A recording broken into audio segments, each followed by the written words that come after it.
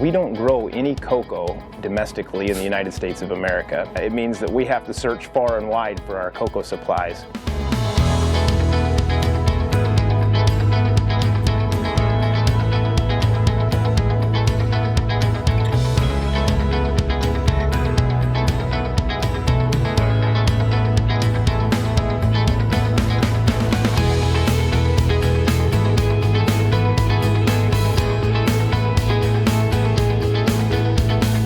When we open a new case of chocolate, what we're essentially looking at is 2,000 pounds of chocolate liquor. It's the chocolate in its pure base form. In this form, it is naturally bitter. We add a milk crumb and a sugar to make it sweet. And so what we need to do is we need to reintroduce the natural butter that occurs in the cocoa pod to make a finished chocolate. The butter is what gives it its smooth, creamy texture, and it's the thing that everybody looks for when they're looking for a chocolate melt-away. We're going to deposit it onto the moving conveyor belt as a liquid.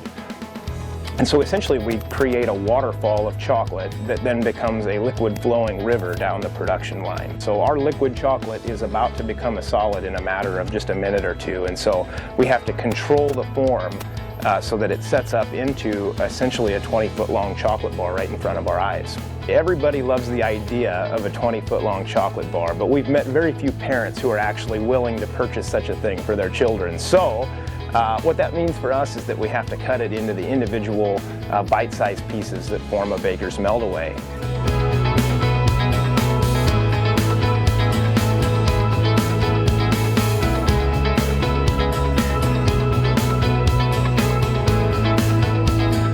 We're going to take the best of the really hard flavored chocolate and we're going to coat it with the best of the really smooth creamy stuff so that you get both ideal chocolate components in every single piece that you buy from Bakers Candies. We're going to cover it with a chocolate waterfall. We're going to let it ride up on a chocolate wave so that we coat the bottom side, and then we're going to recoat it again with a second chocolate waterfall to make sure that it's totally covered. Then we shake the chocolate so that the excess deposits back to the bottom of the enrober and we send it on to the cooling tunnel. There's a 40-foot long cooling tunnel, and its job is essentially just to get that chocolate as close to freezing as we can without actually freezing it. As it emerges from the cooling tunnel, one of the most important parts of the entire process happens when we exert our quality control. If our human likes it and our robot likes it, then it's sent down an auxiliary belt where it's piston fed onto a rotating plate at 2 pieces every single second. That machine's job is essentially to pull the paper across the melt-away. He'll cut it, he'll twist both ends, and then he'll send it down a slide into a catch bucket where we'll take it back to packaging.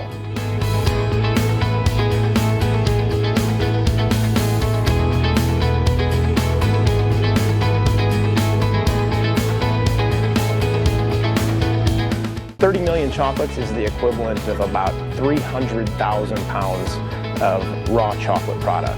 It means that Bakers Candies in Greenwood, Nebraska has become kind of an unlikely hub for the confectionery industry.